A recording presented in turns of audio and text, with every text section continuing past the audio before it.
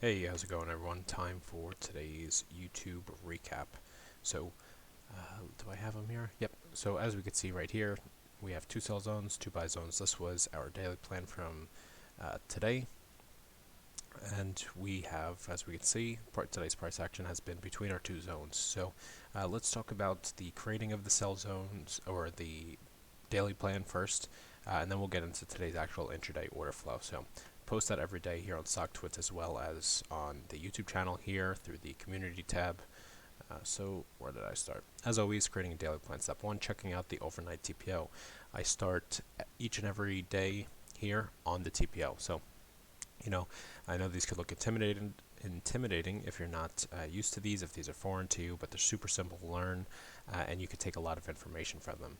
Each one of these that we're looking at, all these letters, they're called market profiles. So we're looking at the tops, bottoms, TPO value area low, value area high, where points of control are, all of that type of stuff to gauge market sentiment.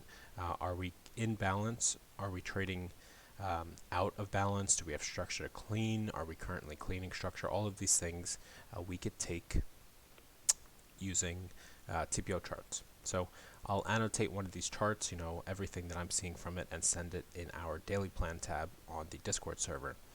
From there, I go to my footprint chart. Now, footprint charts are highly customizable, and probably each person that you see online who has them customized either very differently or at least a little bit differently. So I have a quick video on the home of the YouTube channel that goes over how I personally have my footprint charts set up, but what we're looking at here is transacted volume. I do recommend you watch the video before carrying on, or else it might be a bit confusing. But essentially what I'm looking at here is, do we have a bid? Do we have an offer? Are one of these sides aggressive in this trend? Is one side accumulating a position? Do we have trapped participants? Exhaustion at lows, at highs, a whole bunch of things such as that. From my 4-hour, I go to my daily chart and do the exact same thing. And these three steps these are my main three steps in creating a daily plan every day, and that's where we get today's daily plan, right? So before we jump into the actual intraday order flow, a whole bunch of people in the room were asking me about minimizing our risk exposure in the markets. One of those ways is not exposing our capital to risk, but a prop firm or a firm's capital. So of course, a prop firm is not going to just give you $25, $50, $100,000 account and just say good luck, trusting you that you're a good trader. You have to go through an evaluation.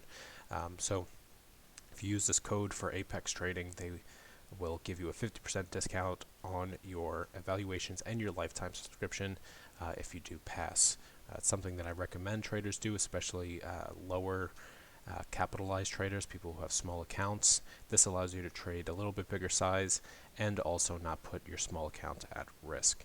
Do your own research and find what firm works for you, but I can personally speak on Apex as it's something, or it is a firm that I've tried. I've been able to withdraw funds with no issues.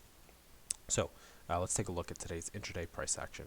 We just took a look at the 4-hour chart, and we already saw we're pinned in between here. So let's take a little bit more zoomed in look at this. Let's look at our 30-minute chart.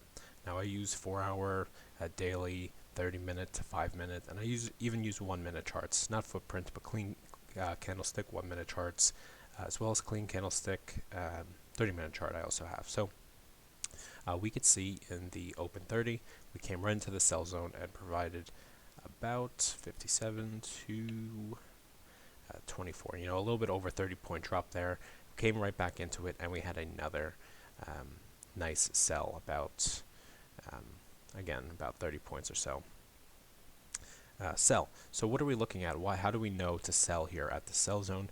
Well, we could see all these selling imbalances for one, right? But we have the super clean one right here with a zero print. We've spoken about zero prints quite a bit here on YouTube, or at least through the channel, and that is complete exhaustion. No one else is willing to transact up here. We're going to go down to where participants are willing to transact. Now, a few other things that we could take from this order flow. Just quick, little tips. We have this high volume area right here. You see by these volume nodes, pretty big here as well. And then in between, let's change this to a different color. We have thin volume nodes. What are these thin volume nodes, and why are these thin and these thicker? Well, we had an offer accumulated up here, and once we pulled below this, all these people who are buying up here had to stop out. So this causes for a quick drop. That's why we didn't build out too much volume, and why these volume nodes are smaller, and that leaves trapped participants. Now we see the same thing here, few thin volume nodes from those participants being stopped out. And what do we see the next time we run into it? Zero print and temporary pullbacks, right? That offer is trying to be worked here. These trap participants are thanking the heavens that they could get out at or as close to their break even as possible.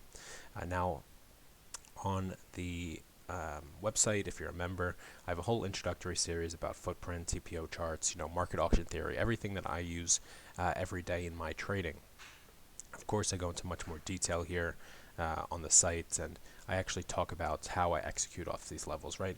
That's why I have no problem giving out which levels I'm looking to execute off of, because levels are just levels, and they don't mean anything unless you know how to execute off them. And in my biased opinion, using the footprint, using order flow is the best way in trading, right? Market makers, banks, algos, whatever you want to say, controls the market, cannot hide their hand. When you look at the transacted volume, if you're watching the DOM or if you're trading equities using level 2, a whole bunch of things that happen between spoofing and equities. There's more that could happen, and if you're trading FX markets, they are not as regulated, or not, I shouldn't say regulated, but not as centralized as the futures markets. So using order flow on ES, which I trade, I don't trade the NQ or anything else, I think is the easiest way for someone to get into futures, and using order flow I think also is the easiest way. So I'll see you guys tomorrow in the next market recap.